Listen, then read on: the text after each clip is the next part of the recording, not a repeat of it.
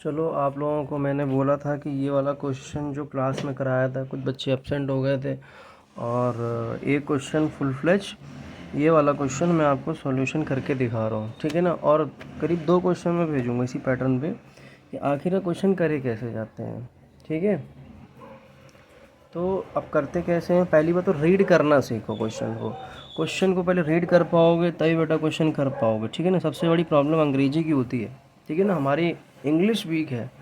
हम बात को अगर समझेंगे तभी तो कुछ कर पाएंगे, बात ही को अगर नहीं समझेंगे तो करना तो बात की बात रही। बात समझ में आ रहा है कि नहीं आ रहा। तो देखो, सबसे पहले लिखा है कि इलस्ट्रेशन नंबर 14 में कि ए और बी और सी 3 पार्टनर्स थे। इनका हर बेटा पार्ट को ना अलग अलग तरीके से पढ़ा करो। बिल्कुल ए बी सी 3 पार्टनर थे, ठीक है। उनका शेयरिंग प्रॉफिट मतलब उनका ओड प्रॉफिट शेयरिंग रेशियो क्या था, 3:1:1। अब हुआ कि ऑन 31 मार्च 2016 को इन्होंने डिसाइड किया कि डिसॉल्व द फर्म को बंद कर दिया जाए। और उस दिन जिस दिन फर्म बंद हो रही थी उस दिन बैलेंस शीट जो थी वो इस पैटर्न की थी, मतलब उसमें ये सब चीज़ें थी, इन्होंने माना, ठीक है।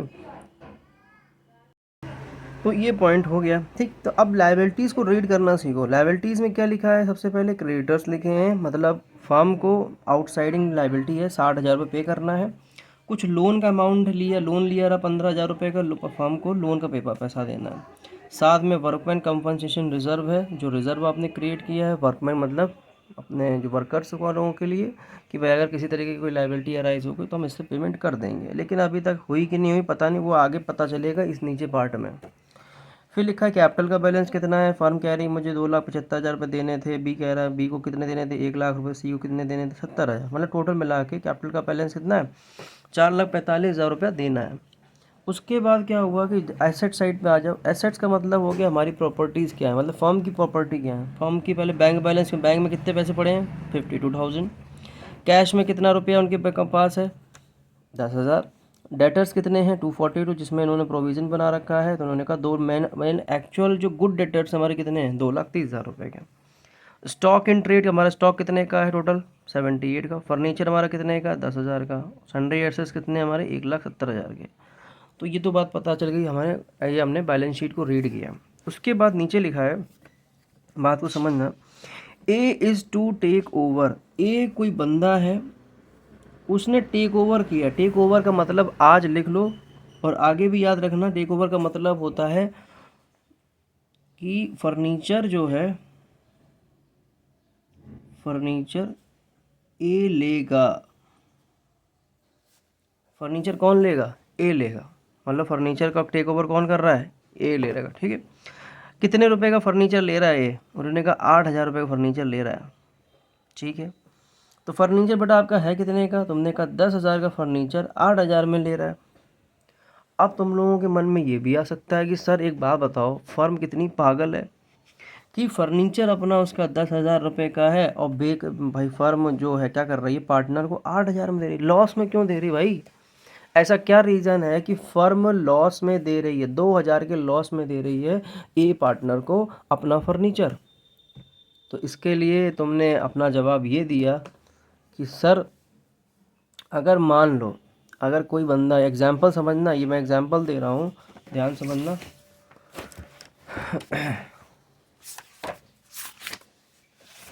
आओ, मैं अगर एग्जाम्पल दूँ आपको, तो जैसे मान लो एक ये मिस्टर एक्स है, ये मिस्टर एक्स बंदा है। अब ये रहता कहाँ पर है, कानपुर में। कहाँ रहता है, कानपुर में रहता है। ये क्वेश्चन से अलग हटके बात बता रहा हूँ, लेकिन वो पॉइंट समझा रहा हूँ कि आखिरकार फर्म क्यों लॉस में अपने एसेट्स को दे रही है, लोगों को, पार्टनर्स को, आउटसाइडर्स को। वो उस चीज़ का रीज़न समझो। तुमने कहा सर मिस्टर एक्स है, यानी ठीक है, मिस्टर एक्स के साथ उसके मतलब अपने मदर फादर होंगे उसके, ठीक है, मदर हैं, फादर हैं, ब्रदर है, सिस्टर है, ठीक है ना। अब ये उसकी पूरी फैमिली है और ये फैमिली ये कानपुर में रहती है। अब मान लो मिस्टर एक्स की क्या लग जाती है, गवर्नमेंट जॉब लग जाती है। और कहाँ लगती है, दिल्ली में लगती है। कहाँ लगती है, दिल्ली में लग जाती है। तो एक बात बताओ, क्या लोग ये काम नहीं करते हैं कि भाई शिफ्टिंग कर लेते हैं कि भाई हम यहाँ पे कानपुर में रह के क्या करेंगे, सब लोग दिल्ली चलो।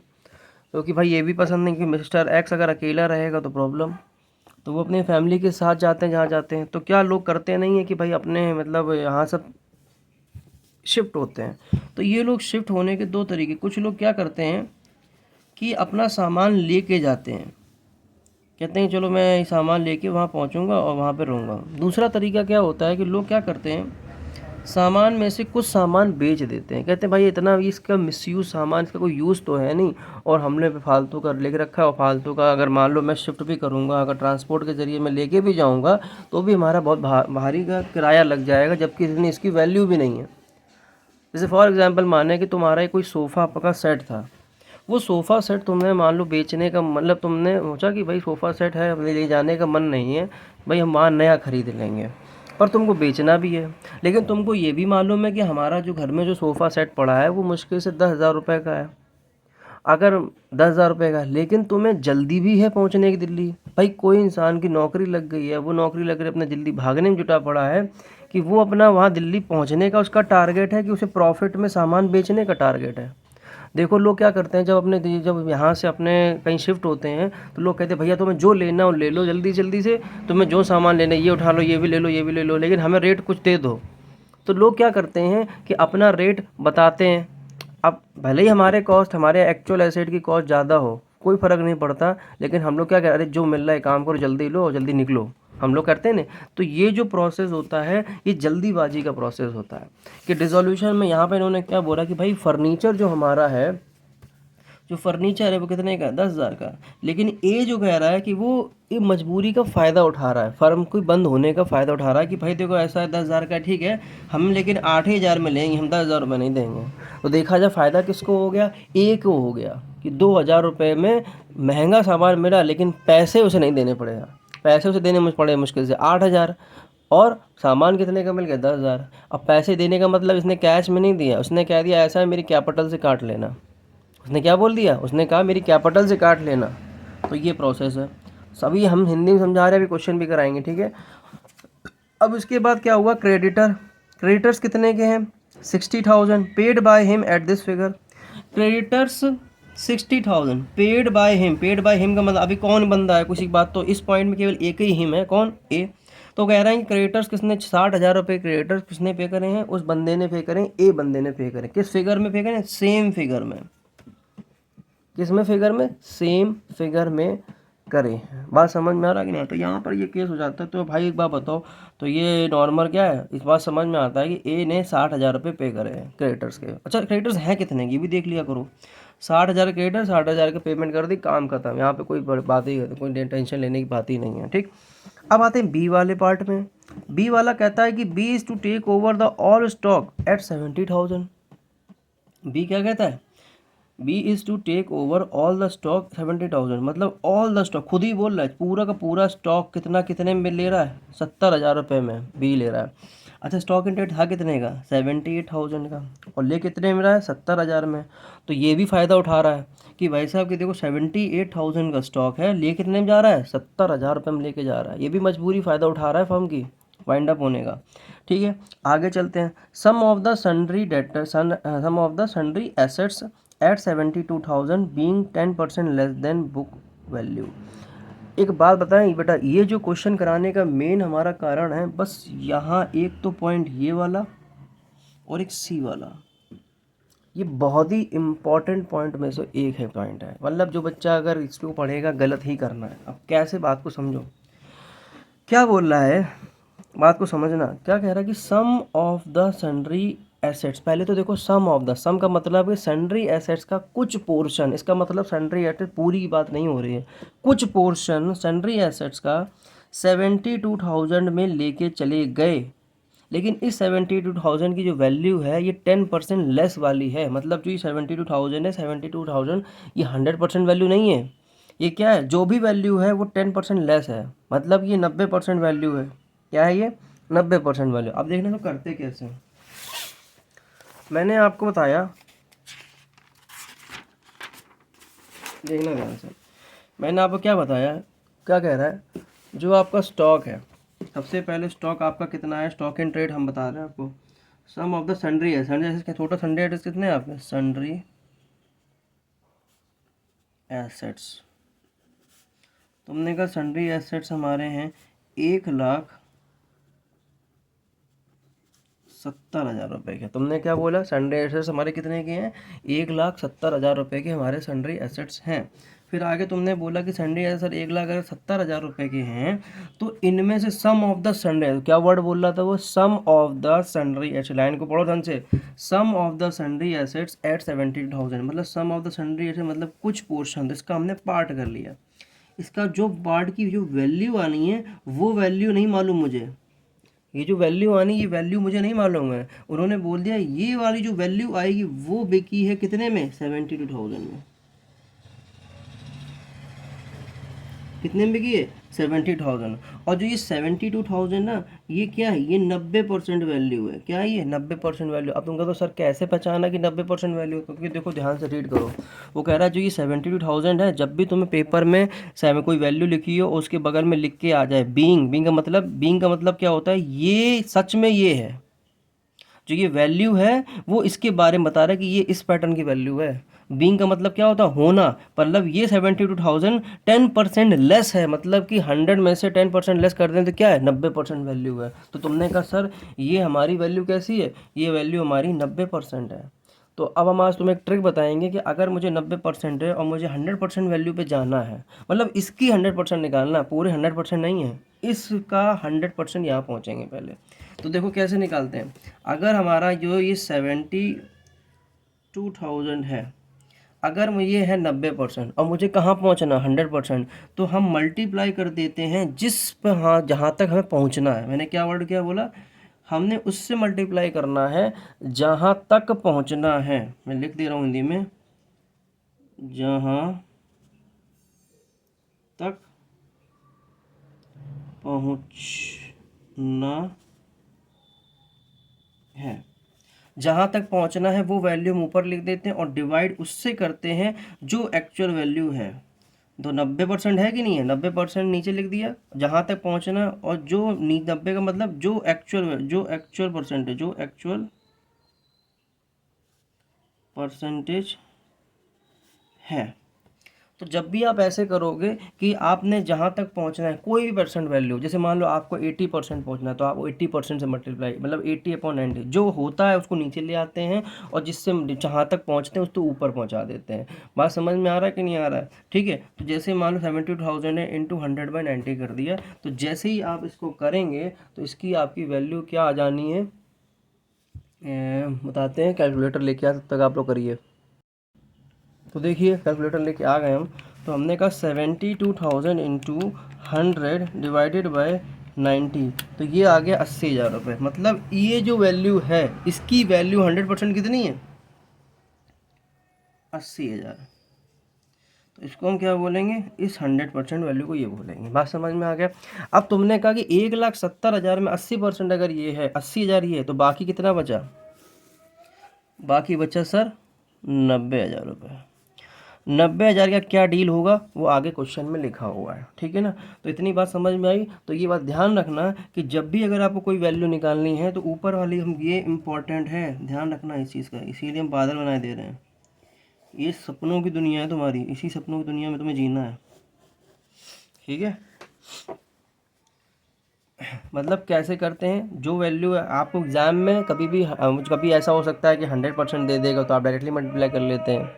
लेकिन अगर कभी ऐसा हो कि उसने लिख दिया बीइंग लेस देन, मतलब हमेशा ऐसे ही लिख के देगा, या लिख देगा being less than 5%, 10% less than book value, या कभी लिख देगा being 5% less than book value, या being 20% less than book value. अच्छा फॉर एग्जांपल मान लो हम क्या करें, ये लिखा है being 20% less than book value, मतलब ये 20% है, तो इसका 20% लेस देन है ना, तो 100 में से 20% लेस करेंगे कितना बचेगा, तुमने कहा सर 80%, मतलब ये 80% है और मुझे कहाँ तक लेना है 100%। तो मैं क्या करूँगा 100/80 कर दूंगा, क्या करूँगा 100/80 कर दूंगा। सबको इतनी बात क्लियर हो गई। इतना करने के बाद अब हुआ क्या, अब 90 की बात आती है। तो अब देखना सी पॉइंट पढ़वाओ।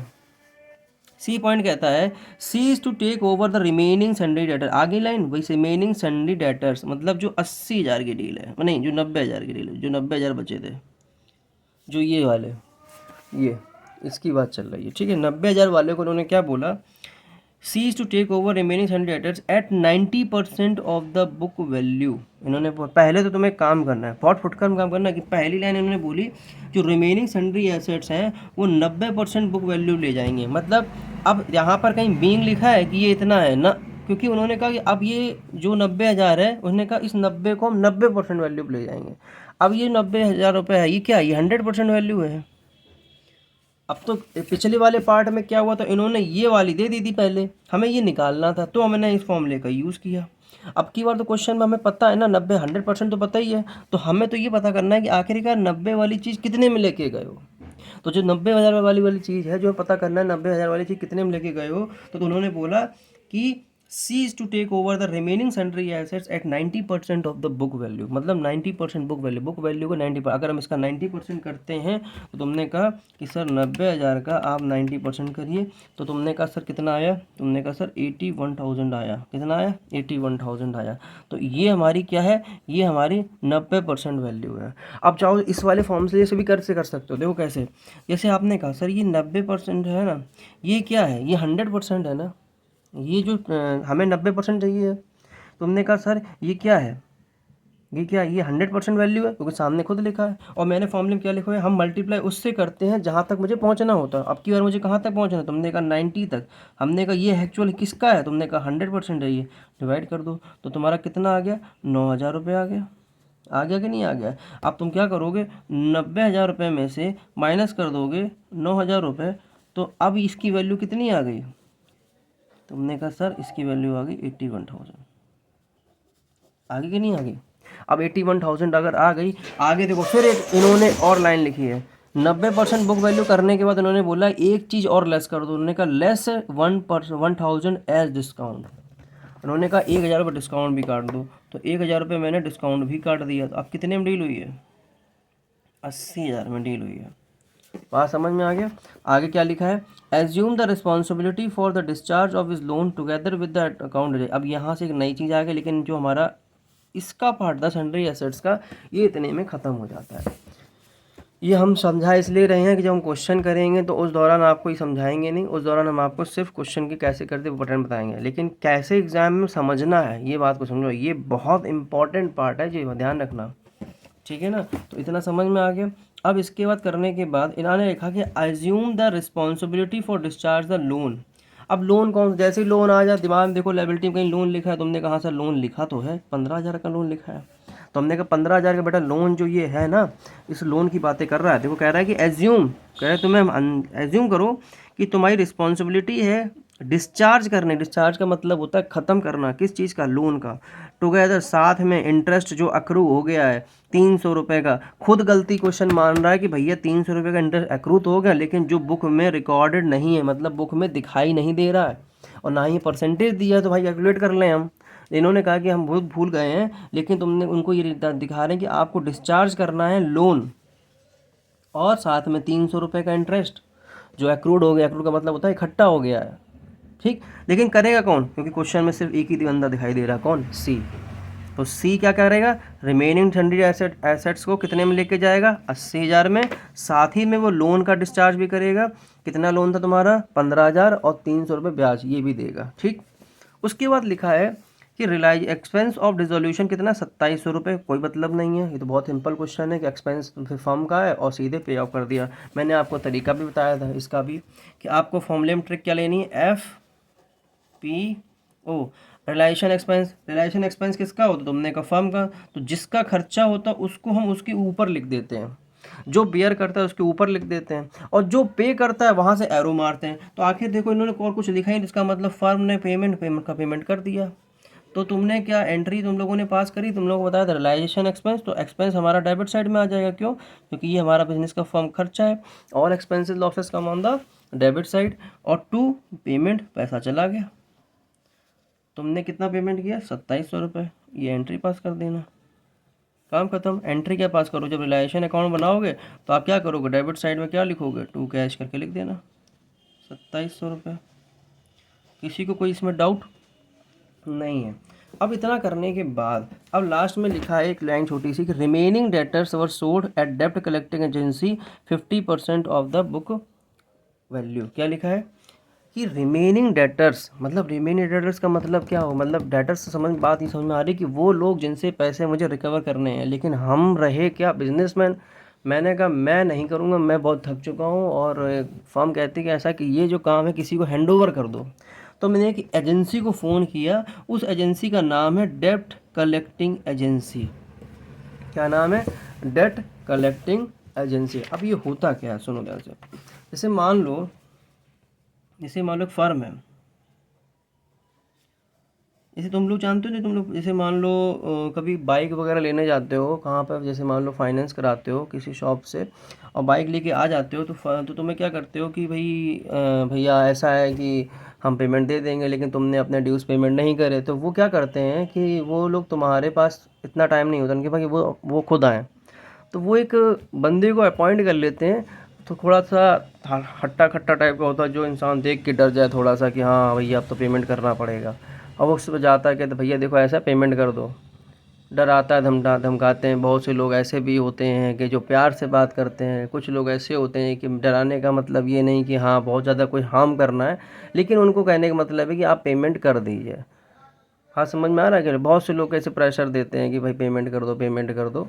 ठीक, तो एक तो इन्होंने ये पॉइंट इन्होंने लिया कि फ़र्म ने इसी तरीके से क्या करती है, फ़र्म है अब डेटर्स जिनसे पैसा मिलना होता है, तो डेटर्स को डायरेक्टली नहीं जाती हैं, वो क्या करती हैं, एक एजेंसी है जिसका नाम है डेट कलेक्शन एजेंसी। वो फर्म क्या करती है, इनके पास जाती है, इनसे कहती है भैया देखो ऐसा है कि तुमने अगर हमें ये सारे सारे डेटर से पैसे रिकवर करवा दी तो मैं तुम्हें कुछ कमीशन दूंगी। तो जब कहते थे ठीक है, ये जाते हैं कलेक्शन करके ले आते हैं और बाद में कलेक्शन दे देते हैं, और इसके बदले इनको क्या मिल जाता है, इनको कमीशन मिल जाता है। तो अभी देखो यहाँ पे लाइन लिखी है कि remaining debtors were sold at debt collection agency 50% of the book value. क्या होता है मतलब, ये मतलब ये हो गया कि रिमेनिंग जो डेटर्स हैं, आपके शुरुआत में डेटर्स कितने चले गए थे तुम लोग पता है? तुमने कहा सर हाँ, तुमने कहा सर डेटर्स हमारे थे 242 के, 242 डेटर्स थे, जिसमें कि हमारा क्या हुआ था, 2 लाख का सेटलमेंट तो हो गया था। हमारे रिमेनिंग डेटर्स कितने बचे? तुमने कहा हमारे रिमेनिंग डेटर्स बचे 42। कितने बचे तुमने कहा सर मेरे रिमेनिंग डेटर्स बचे 42। अब जो उन्होंने बोला कि 42 हैं, अब जो 42 हमारे जो हैं, अगर हम उनकी बात करें तो फर्म कह रही है कि देखो ऐसा है, तुम पैसे कलेक्ट कर लो। किससे कहा जा रहा है? फर्म कह रही है डेट कलेक्शन एजेंसी से कि भैया तुम पैसे कलेक्ट कर लो और एक काम करो, उसमें से आधे तुम रख लो, आधे हमें दे दो। आधे तुम रख लेना, कोई दिक्कत नहीं, पर आधे दे दो भैया, हमें जल्दी निकलना है, फर्म बंद करनी है, बहुत जल्दी है हमें। तभी देखो 50% बुक वैल्यू का कह दिया कि भैया तुम ले लो, तुम ही को हम सोल्ड कर दे रहे हैं 50%। हाँ समझ, लेकिन हमें आधा पैसा ज़रूर दे दो। हाँ समझ में आए? तो क्वेश्चन को पहले समझना जरूरी होता है। लास्ट में लिखा है कि 40,000 has been paid for workman compensation. हमने क्या बोला था आपको, मैंने रूल बताया था कि जब जब रिजर्व से रिलेटेड कोई भी क्लेम है, तब तब आप डायरेक्टली पार्टनर्स कैपिटल में डिस्ट्रीब्यूट नहीं करेंगे ओड पार्टनर्स के ओड रेशियो में।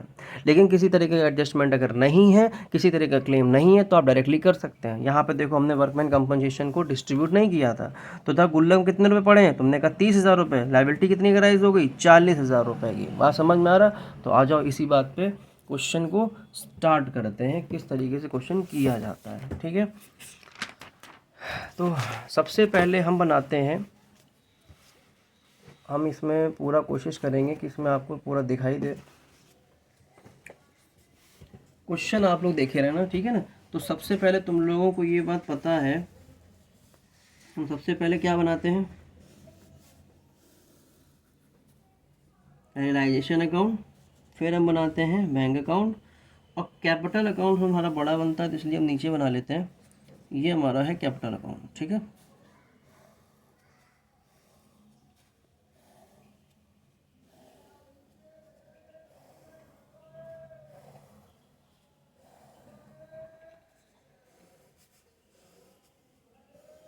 मेरे साथ साथ करते चलना, ये मत सोचना कि वीडियो लंबी है हम टाइम वेस्ट कर रहे हैं। बेटा बिल्कुल भी टाइम वेस्ट नहीं हो रहा है, ये तुम्हारा ये पूरा टाइम सेव हो रहा है। आज मेहनत कर लोगे, आगे टाइम पूरा सेव हो जाएगा।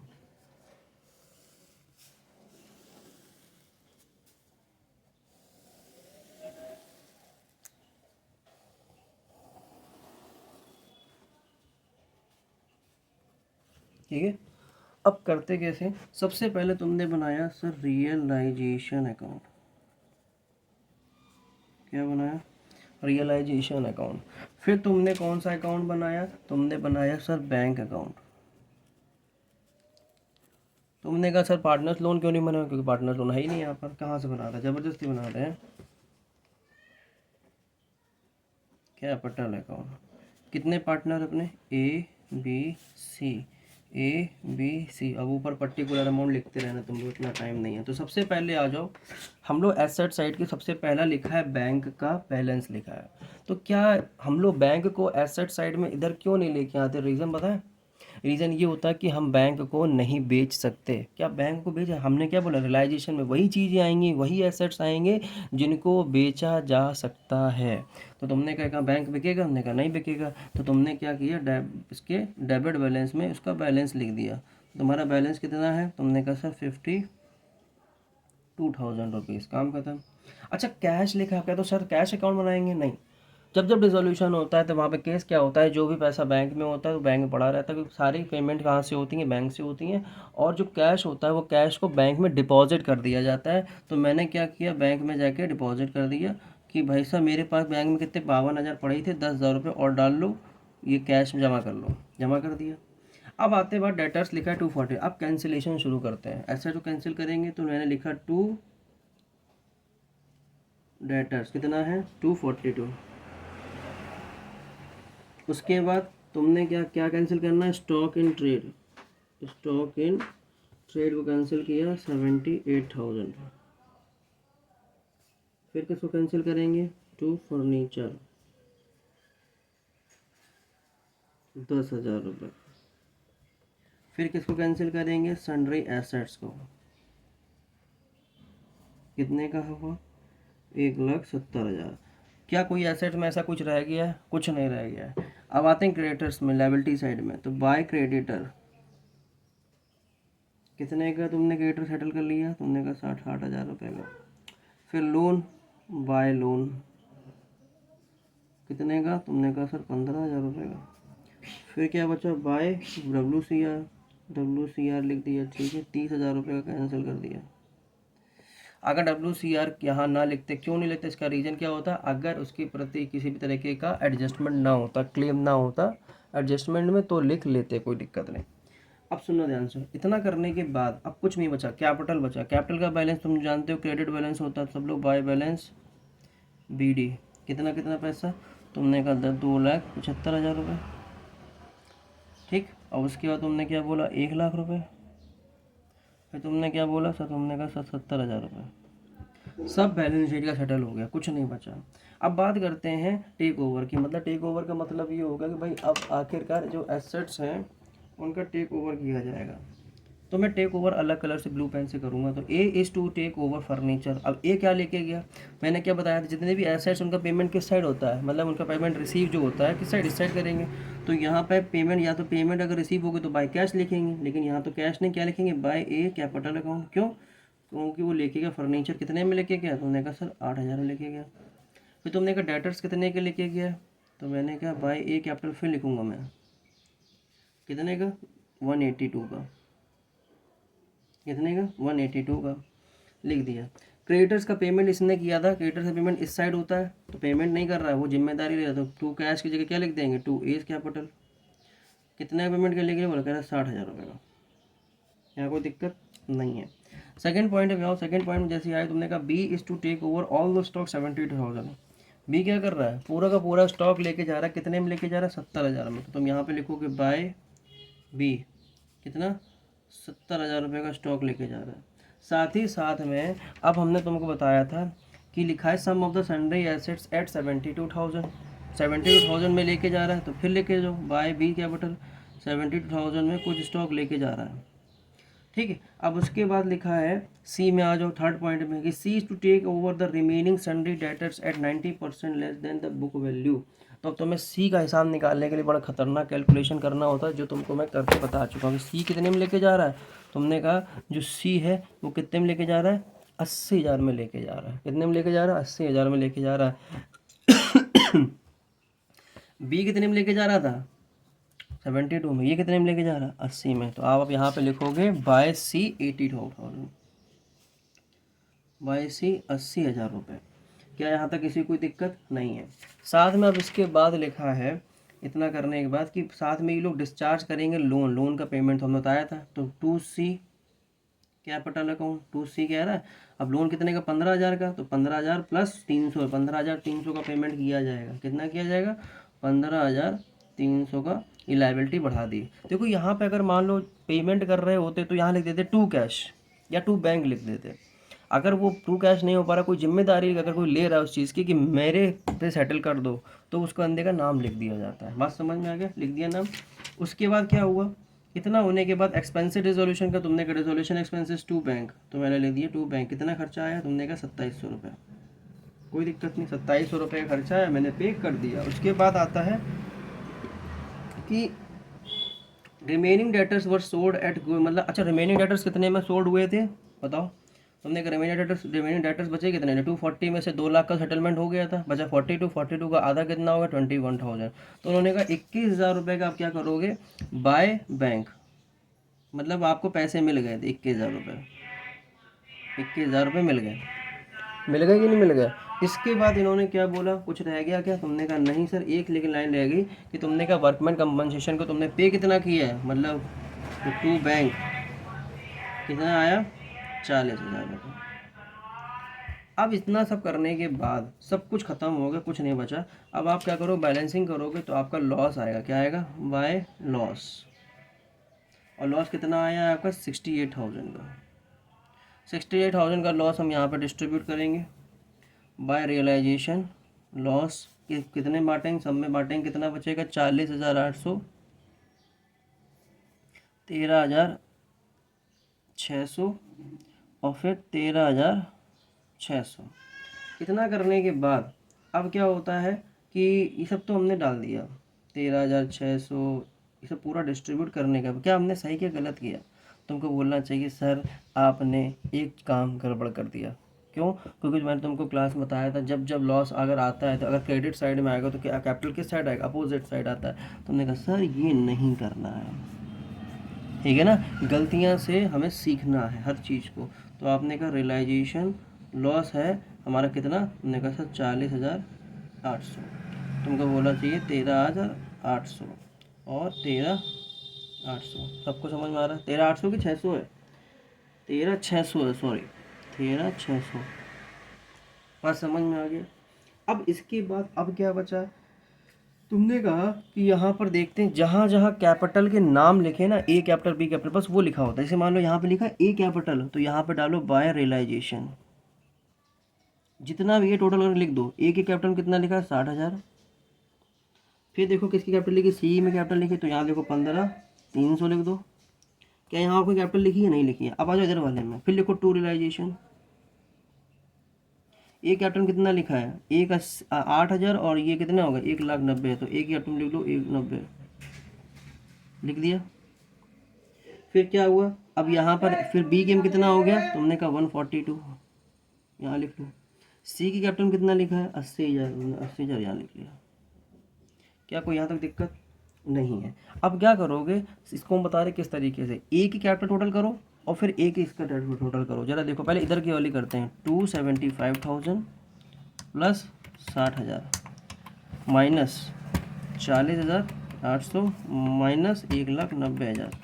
ये माइनस में आया प्लस में आया, बताओ प्लस में, ये माइनस में नहीं आई प्लस में, मतलब माइनस में आ गया। अब ये वैल्यू बैलेंस किधर आया, अब कम यहाँ पर है, तो कितना कम है, तुमने कहा 104,200। जहाँ कम है वहाँ लिख दिया जाता है, ठीक है ना। यहाँ बैलेंस आ रहा है, क्या आ रहा है बैलेंस आ रहा है।